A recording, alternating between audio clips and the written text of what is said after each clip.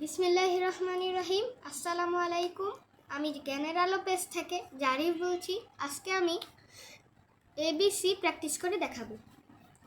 আমি প্রথমে এ লিখব, তারপর আমি বি লিখব, তারপর আমি সি লিখব, তারপর আমি D, E, F, F, F, G, G, H, H, I, I, J, J, K, K.